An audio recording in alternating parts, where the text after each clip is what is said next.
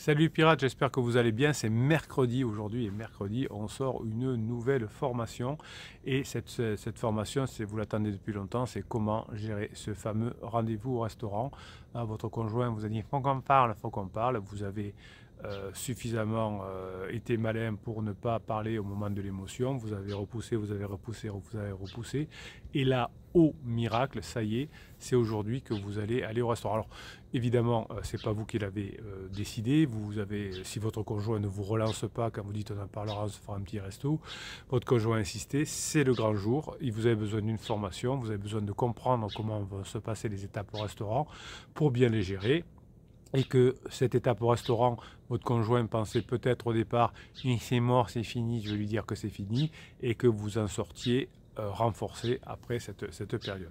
Alors vous avez compris, hein, c'est difficile de gérer la crise de couple, et quand votre conjoint est en crise existentielle, lorsque votre conjoint envisage dans la phase 3 une séparation, eh bien, il peut être tentant de se parler par SMS pour éviter les confrontations. Si vous êtes frustré, hein, vous pensez que vous serez plus à l'aise par écrit, et c'est toujours catastrophique car votre conjoint est blessé, car votre conjoint, au moment où vous envoyez un SMS, il a pris un coup de pression par pansement, il n'est pas bien, faut qu'on parle, on y va, et vous avez peur, et vous répondez à votre conjoint en crise, et ça c'est une erreur, parce que vous allez parler sur l'émotion, vous n'êtes pas prêt, vous n'avez pas préparé votre entretien comme un entretien d'embauche, et c'est mort, hein, vous risquez de vous éloigner. Alors la relation n'est pas morte évidemment, mais suite à une discussion par SMS, j'ai rarement vu, ou peut-être que j'ai jamais vu, qu'à la fin de la discussion par SMS, ça s'était arrangé par rapport au début. Ça se dégrade dans, allez, on va faire notre loi des Pareto dans 80% des cas. Donc faites, et les relations à l'inverse, quand vous voyez au restaurant, vous avez préparé les choses, dans 80% des cas, ça s'améliore. Donc prenez-moi de façon scientifique la notion de probabilité, arrangez-moi les choses, prévoyez de discuter en ayant préparé le terrain dans un endroit agréable, neutre, avec des personnes autour comme au restaurant, parce qu'on ne peut pas s'engueuler, plutôt que de le faire par texto ou dans la chambre à coucher ou à la maison quand il n'y a personne, parce qu'on est sur notre territoire, et là, ça peut piquer fort. Donc mettez toutes les chances de votre côté d'y arriver. Hein. Vous savez que quand vous avez un repas au restaurant, 80% du temps, à la fin du restaurant, si vous avez fait ce qu'il faut, ça s'améliore. 80% du temps, quand vous êtes par texto ou quand votre conjoint dit faut qu'on parle et balance la conversation en rentrant le soir, vous savez que vous avez 80% des chances qu'à la fin de la discussion, vous soyez encore plus éloigné. Donc on choisit le restaurant, puisqu'à 80% des temps, ça s'améliore, même si vous avez peur, même si vous n'êtes pas audacieux, vous allez faire la formation sur l'audace, vous allez faire la formation sur la peur, vous allez faire la formation sur le restaurant, et vous allez y arriver. Vous n'allez pas me faire l'erreur, hein, et vous le savez si vous êtes un pirate, de négocier par écrit. Personne ne négocie par écrit. Personne. Est-ce que le GIGN négocie par écrit avec un ravisseur? Jamais. Hein, on envoie un négociateur qui va essayer d'établir un contact le plus simple possible. Alors au début ça se fait généralement par téléphone, à l'époque ça se faisait avec un haut-parleur à la voix. C'était repris dans les vieux films des années 70. Eh bien vous allez me faire vraiment ce qu'il faut. Vous allez discuter en face à face si vous pouvez. Hein, le négociateur du GIGN, s'il peut, s'il n'est pas en danger, ou du RAID ou autre, va essayer d'aller au contact, hein, si c'est possible, de rentrer, de regarder, si la sécurité le permet évidemment. Hein. Le numéro 1 c'est la sécurité, mais si on peut, que par exemple que le ravisseur sorte sur le pas de la porte et que le négociateur aille à protégé par les collègues, les gros comme on dit, aille au contact, la discussion, c'est mieux. Plus on y va, mieux c'est. On voit le visage, on voit la personne en confiance. Par écrit, ça ne se fait jamais. On le refuse. Hein. Donc pourquoi vous seriez plus fort que le négociateur du GIGN ou du RAID? Et oui, mais moi je peux le faire, je suis plus fort que ces gens-là. Ce sont des personnes qui sont super formées, qui sont brillants. J'ai travaillé avec eux, on a travaillé sur ces méthodes-là.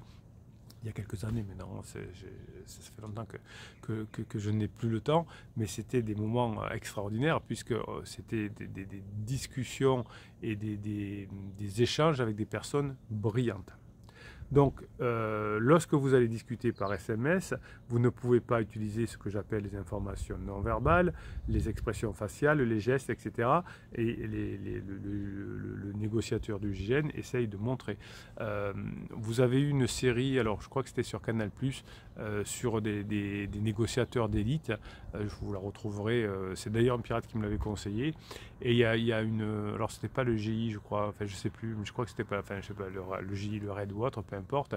Ils allaient libérer une prise d'otage à l'intérieur d'une prison, des personnes qui s'étaient retranchées. Et ce que cherchait à faire le négociateur, c'est d'arriver en visu avec la personne. Et quand il est arrivé à être en visu avec cette personne, ça a changé la situation. La personne a vu qu'il avait en face de lui un négociateur en chair et en os, qui tenait la route, qui était souriant, qui était détendu. Et le ravisseur était au contraire très, très, très stressant. Donc par son calme, par sa force, le négociateur a pu sortir les otages. Eh bien, vous, c'est pareil. Vous allez apprendre à avoir la force, le mental, la grinta. Vous allez apprendre à gérer cette situation de crise au restaurant. Vous allez apprendre ça et ça vous servira dans tous les domaines de votre vie. Les SMS peuvent être interprétés de manière différente à cause de la nature limitée de l'expression écrite, mais aussi de l'humeur que vous ne voyez pas chez votre conjoint. Vous savez que quand votre conjoint est dans une humeur maussade, il va aller chercher plutôt dans son cerveau des informations maussades. Quand il est en survie, il va aller chercher des informations négatives pour se protéger. Vous avez bien compris ça, c'est important de comprendre ça. Donc quand vous envoyez un message écrit, même si au départ ça se passe bien, parce que voilà, c'est agréable, eh bien comme il y a des temps entre deux messages et que peut-être la personne va recevoir un coup de fil ou va avoir une interaction avec quelqu'un que vous ne voyez pas, eh bien ça peut changer. Et vous continuez sur un ton badin, vous continuez à taquiner. Et la personne est passée dans une autre humeur. Donc votre taquinerie, elle est toujours super bien. Si vous avez fait la formation sur la taquinerie, vous savez comment taquine. Mais ce n'était plus le moment, parce que l'humeur avait changé. Donc face à face, on peut. Le négo du GI ou du RAID, il parle en fonction de l'état d'humeur. Il y a sur la phase plateau, c'est pareil, hein, dans une prise d'otage, vous avez une phase d'alarme, une phase plateau et une phase d'épuisement où il y a la reddition. Dans la phase plateau, il y a des hauts et des bas. On pense que c'est en train de s'arranger, hein, on pense qu'il y a un progrès, puis tout d'un coup, la personne dit « Non, mais de toute façon, n'essayez pas de m'embrouiller, je vais buter tout le monde. » Alors que 2 minutes avant, on avait une discussion plutôt apaisée. Donc c'est les mêmes crises, le même fonctionnement. Hein, donc quand on est en gestion de crise, on ne fonctionne pas par SMS. En période de crise de couple, il est particulièrement important de ne pas avoir de discussion trop émotionnelle. Plus vous êtes dans l'émotion, votre conjoint n'a rien à vous reprocher, c'est que de l'émotion, c'est que du ressenti. Je vous cite parfois cette anecdote qui m'avait été racontée, une criseuse qui reprochait au pirate « De toute façon, j'ai vu qu'un jour, tu étais assis à côté de moi sur le canapé, tu étais sur ton ordinateur et tu as écrit le mot caresse. » Ah bon, c'était quand? Il y avait un contexte. Je sais plus quand c'était, mais je l'ai vu. Et donc en discutant avec vraiment le pirate, je l'ai raconté je crois en live cette histoire, le pirate me dit mais vraiment je ne pense pas avoir écrit ça à quelqu'un un jour. Et je lui dis est-ce qu'il n'y a pas un ami, quelqu'un de la famille qui a acheté un animal ou qui a eu un animal? Et là il réfléchit, il me dit mais oui ça y est je me souviens. La cousine, l'oncle, je ne sais plus, avait acheté un petit chien et ils en avaient parlé, ou l'avait rencontré le petit chien, je crois, il avait dit fais une caresse à Pupi, je ne sais pas comment il s'appelle le petit chien, et vraisemblablement que la femme a vu le mot caresse, c'était rentré dans son cerveau, et elle y a sorti plusieurs années après, hors contexte, et ça avait créé une espèce de bullshit dans la tête de la personne. Donc vous allez essayer de ne plus être dans l'émotion parce que ça ne veut rien dire. Et lorsque votre conjoint est dans une émotion intense, et notamment qu'il a pris un coup de pression de pansement, vous allez trouver qu'il est préférable de diffuser la discussion et de donner à votre conjoint le temps de se calmer. Et vous aurez une règle que vous allez dire à votre conjoint, écoute, on peut parler quand tu veux du couple et je suis prêt, mais pas ici. Pas sur l'émotion, on se fait un petit resto, on en parle tranquillement. Et chaque fois que votre conjoint dit « faut qu'on parle », pas de problème, tu es disponible quand pour se faire un petit resto. Généralement, ça ne se fait pas. ou quand ça se fait, vous allez mettre en place ce qu'on a dans la formation. La formation, vous la retrouvez, si je ne vous l'ai pas dit, je crois que vous ne l'avez pas dit, en descriptif de cette vidéo avec les 120 autres formations. À chaque fois, je dis 120 formations, mais en descriptif de cette vidéo, je crois vous êtes à 120, 122, 123 formations, je ne sais plus. Hein, mais en tout cas, les 123 formations, on va dire, sont en descriptif de cette vidéo. Donc, qu'est-ce que vous allez apprendre dans la formation? Eh bien, vous allez discuter de la situation. Le repas va permettre un rapprochement. Le repas va permettre, au restaurant, va permettre de sortir de l'environnement familier et ça va aider à détendre l'atmosphère. Je vous conseille dans la formation, et je vous explique pourquoi, de choisir plutôt un restaurant de buffet. Hein, c'est-à-dire que si vous voyez à un moment donné que la situation se tend parce que vous n'avez pas été si bon que ça, etc., vous allez pouvoir différer, dire allez, je vais me chercher une viande, je vais me chercher un dessert, j'ai oublié une fourchette. Quand on est bloqué à table, il faut éviter qu'il y ait des risques émotionnels de se sentir bloqué. On ne peut pas bouger pendant 1h30. Hein, et pour le plat suivant, il faut attendre que le serveur vienne bien de nous l'apporter. Donc on est bloqué. On a un joker, c'est les toilettes. Excusez-moi, je vais aux toilettes. Mais après, on peut faire un deuxième joker, j'ai un appel téléphonique, mais ça ne va pas les chercher très loin. Puis la ficelle est un peu grosse. Si vous êtes dans un moment où il y a la possibilité de vous lever, etc., c'est bien. Si vous rencontrez quelqu'un que vous connaissez dans le restaurant de buffet, c'est bien. Vous allez discuter avec lui. Je vous présente ma femme, je vous présente mon mari. Vous voyez, tout ça c'est bien. Donc le fait de se concentrer sur un repas va détourner l'attention des problèmes de couple et vous allez avoir des sujets sur le repas, sur le vin, sur la qualité, sur de la dégustation, sur comment dirais-je, la décoration. Si vous allez en plus dans un endroit où vous n'êtes jamais allé, c'est encore plus génial parce que vous découvrez des choses, l'un et l'autre. Hein, vous serez un peu maladroit l'un et l'autre, c'est-à-dire que vous n'êtes pas dans un territoire connu, hein, vous ne savez pas où se trouvent les assiettes, où se trouve le pain à récupérer. Donc votre cerveau et celui de votre épouse est concentré sur autre chose que sur la stricte décision. Hein. On est dans un endroit nouveau, donc le cerveau avec la vision va aller chercher un peu ailleurs et sera moins concentré sur ce qui fait mal. Donc vous ne pouvez pas vous engueuler parce qu'il y a du monde autour et lorsque vous mangez, lorsque vous déjeunez, votre corps va libérer des hormones de satisfaction comme la dopamine qui va vous aider à vous sentir beaucoup plus apaisé. Donc c'est cette formation qui va vous permettre finalement d'améliorer votre communication, préparer votre stratégie, être à l'écoute de votre conjoint, maintenir une atmosphère détendue, obtenir des résultats durables, etc. Tout ça, vous allez l'avoir dans la formation. Okay. Donc dans la vidéo d'hier, on a parlé de la magie de voir grand, hein, finalement, de chercher des choses importantes. Et bien si vous mettez ça en application, je vais déjeuner avec mon conjoint et je vois grand. Je vois que c'est une pierre qui va me permettre de m'en rapprocher de mon conjoint. Ce n'est pas le repas qui va être déterminant dans la solution. Votre conjoint, oui, il pense, il dit on va au restaurant, comme ça on va bien se prendre la tête et on verra que c'est fini. Ben non, vous n'êtes pas là, vous n'allez pas repartir. C'est arrivé hein, de repartir bras dessus, bras dessous, mais c'est un bonus.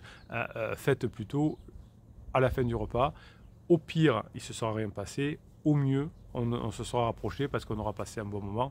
Et ça, c'est super important. Vous savez que votre esprit possède un mécanisme de filtrage. Hein, ça s'appelle le système d'activation réticulaire, le VAR. Je vous en ai parlé, je vous ai fait une vidéo complète là-dessus. C'est un système qui vous permet de donner un sens aux 11 millions d'informations que votre cerveau, hein, des bits, traite chaque seconde. Ce que votre VAR vous dit, ça paraît être la vérité, mais ce n'est pas la vérité. Peu importe à quel point cela peut être ressenti, ce n'est pas la réalité. Tout le monde peut avoir des réalités différentes en fonction, je suis là, ici, dans ce jardin, et si je regarde à droite ou si je regarde à gauche, je n'aurai pas du tout les mêmes informations. Si je me déplace de 20 mètres, j'aurai une autre vision des choses. Si je passe la porte, j'aurai une autre vision des choses. Donc tout ça, c'est très subtil et très changeant. Donc vous allez orienter la discussion, hein, je vais vous apprendre à le faire dans la formation, vous allez préparer, orienter la discussion, vous allez préparer vos sujets pour que le système d'activation réticulaire aille vers quelque chose qui est plus détendu. Si votre conjoint arrive négatif, si vous arrivez négatif aussi, vous aurez des objectifs négatifs. Lorsque les questions, les problèmes vont vous sentir insurmontables pendant ce repas au restaurant, vous allez examinez pourquoi vous êtes là. Rappelez-vous pourquoi vous êtes là, vous l'aurez préparé pour améliorer la situation et pour vous rapprocher. Donc vous allez créer des résultats qui vont vous rapprocher de votre but. Grâce à ce repas au restaurant, vous allez vous rapprocher de votre conjoint. 80% du temps, si vous avez bien fait les choses, si vous avez amené votre conjoint au restaurant, si vous êtes bien préparé, si vous avez fait ce qu'il y a dans la formation, vous allez sortir du restaurant en vous rapprochant. Alors que votre conjoint pensait au départ que c'était un éloignement. Mais cette méthode qui est fabuleuse, vous allez la préparer, vous allez la mettre en place. Si vous déraillez, si vous n'avez pas un bon VAR, entre guillemets, ça ne va pas fonctionner. Donc vous allez vous concentrer pendant tout le repas et vous allez vous préparer à vous améliorer là-dessus et vous allez chercher ce qui va vous rapprocher avec votre conjoint et vous allez éliminer, vous allez essayer de faire glisser les obstacles, en parler le moins possible, puisque vous allez avoir dans votre tête que ce que vous souhaitez a plus de chances d'arriver. Si vous créez ce mental autour de vous, cette atmosphère autour de vous, le restaurant fait partie, où le ressenti de votre conjoint est bon, l'humeur de votre conjoint va être bon grâce à l'environnement, vous allez trouver un moyen de vous rapprocher. Donc ce repas au restaurant, c'est une arme fondamentale. Votre conjoint croit que vous allez vous éloigner et vous allez vous rapprocher.